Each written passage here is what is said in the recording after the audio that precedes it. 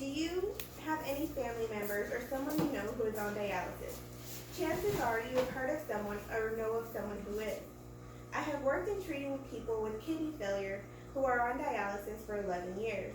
There are several different diseases as well as lifestyle choices to lead to kidney failure. Once someone is on dialysis, there are also a few options of treatment for someone on dialysis. I would like to begin with how one ends up with kidney failure. There are multiple ways people can end up with kidney failure. Some are acute and some are more permanent. An acute type of kidney failure is one which may not last forever and may be temporary.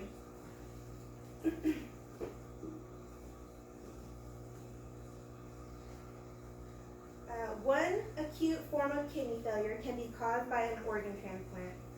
When a person has an organ transplant, labs are checked as needed to see if a person may need dialysis. Another acute kidney failure is someone who may be treated with strong antibiotics or for a long period of time. There are diseases that people can get due to genetics or lifestyle choices. Diabetes is one of the highest causes of kidney failure. When there is too much sugar in the blood, they damage your kidneys as it's passing through, causing them to lose their ability to filter properly over time.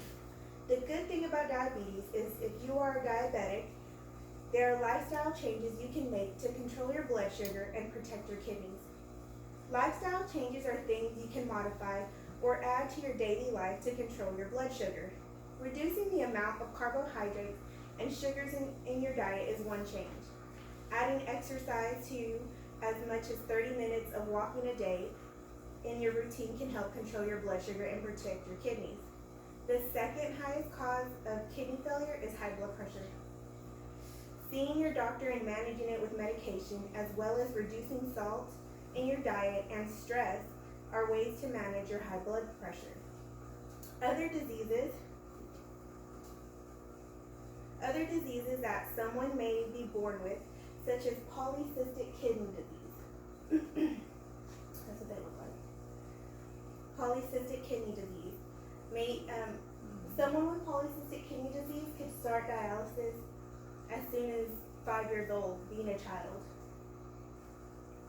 We now know some of the causes for kidney failure. And now let's talk about what happens if the lifestyle changes maybe aren't made soon enough to protect your kidneys. There are a few types of dialysis for a patient to choose from, it's still a huge lifestyle change for a person on dialysis. The most common type of dialysis is in-center hemodialysis. With in-center dialysis, an individual has to go to treatment 3 times a week for the rest of their lives unless they receive a kidney transplant. With in-center dialysis, you have a temporary port for treatment until you have surgery to create an access. The surgery attaches a vein and an artery. That's it right there. Treatment times typically range 3 to 4 hours a session.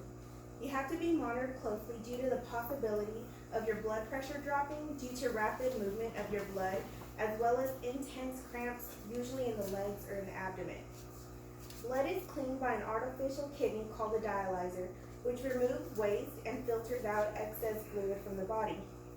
Another form of dialysis is peritoneal dialysis, which is done every day of the week for 8 hours a day. Oh my God. Since peritoneal dialysis is done more slowly, there are fewer side effects during the treatment, and they are done at home by the patient themselves. The access used for peritoneal dialysis is a tube placed in the abdomen, which is very susceptible to infection. Patient is taught how to care for and sterilize their catheter to prevent infection. The last form of dialysis is home dialysis. Home dialysis is done in the same way as in-center, but instead of coming to the center, a nurse goes to your home and administers treatment in a room in your own home. Before someone can have dialysis done at home, it has to be approved by their insurance as well as a home check by the nurses. There are different types of dialysis, and it can be a huge life change which may feel overwhelming for anyone. Luckily, there are people to help.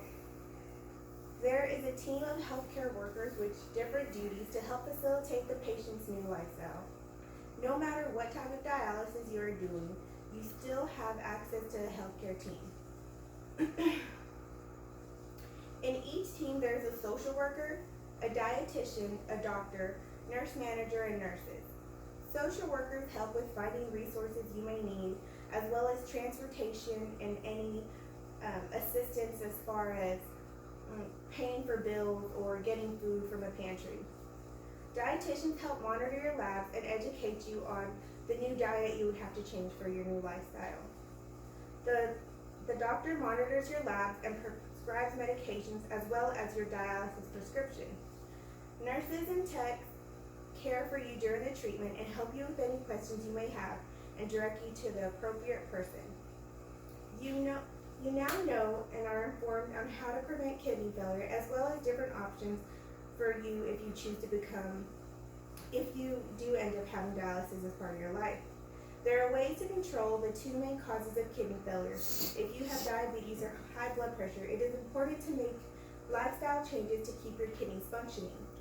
If you do end up on dialysis, you have several options to consider, the pros and the cons to each method of treatment. But just remember that no matter what you choose, you have a team of people who can help you on your journey. That's it.